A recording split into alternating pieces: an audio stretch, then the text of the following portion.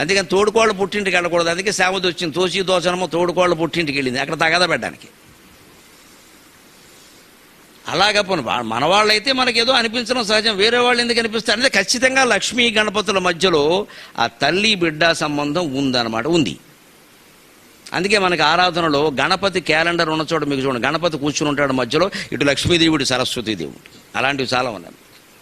లక్ష్మీ గణపతి ఆలయాలు ఉన్నాయి ప్రత్యేకంగా, ఉట్టి గణపతిని స్థాపించడం లక్ష్మీ గణపతి అంటారు.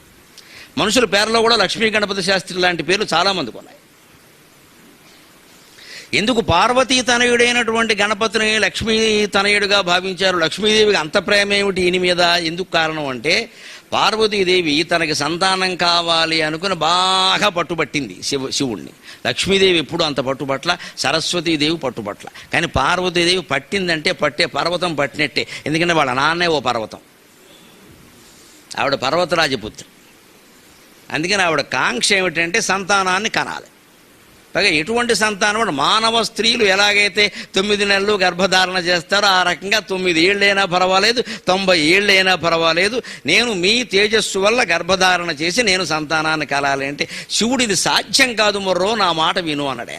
చెప్పిన మాట వింటే భార్య ఎలా అవుతుంది? చెప్పిన మాట వినని వాళ్ళనే భార్య అంటారు, చెప్పిన మాట విన్నట్టు నటించేవాడిని భర్త అంటారు. పెద్ద తేడా లేదు. వీళ్ళు వినరు, వాళ్ళు వింటున్నట్టు నటిస్తారు, బయటికి వెళ్ళి వాళ్ళు ఇష్టం వచ్చిందే చేస్తారు. భార్యాభర్తల సంబంధాలలోనే ఆ అవకతవక ఉంది అసలు. ఎందుకంటే ఒక్క కడుపున పుట్టిన పిల్లలు కాదు, ఏమీ చుట్టరేఖలు లేవు, ఏదో కలిశారు. 25 ఏళ్ళు అయిన తర్వాత ఈవిడ వచ్చి కలిసింది, ఆయన ఈవిడిని కలిశారు. అది అతికించుకుంటే అతుకుతుందమ్మా, సందర్భం వచ్చింది కాబట్టి. వాడి విడాకులు బాగా ఎక్కువ అవుతున్నాయి కాబట్టి చెబుతున్నా, కొత్త దంపతులకు మనం చెప్పాల్సిన మాట, నిరంతరం ప్రయత్నం చేసి దాన్ని అతికించుకోవాలి, లేకపోతే దెబ్బతినేస్తుంది. తల్లి పిల్లల సంబంధంలో ఆ ఇబ్బంది లేదండి, సహజంగా బొడ్డుతాడు, తల్లి కడుపు నుంచి వచ్చాం మనం, సహజమైన బంధం అది.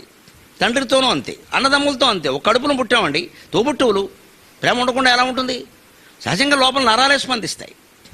భార్యాభర్తల మధ్యలో సహజ ప్రేమ ఉండదు, ఎందుకంటే సహజ ఆ మాట అర్థం అది, సహజాయితీ ఇది సహజగా కూడా పుట్టలేదు. ఓ తల్లి కడుపును పుట్టలేదు సహజగా. సహజ ప్రేమ అంటే కూడా పుట్టిన వాళ్ళకే ఉంటుంది, బయట వాడికి ఎలా ఉంటుంది?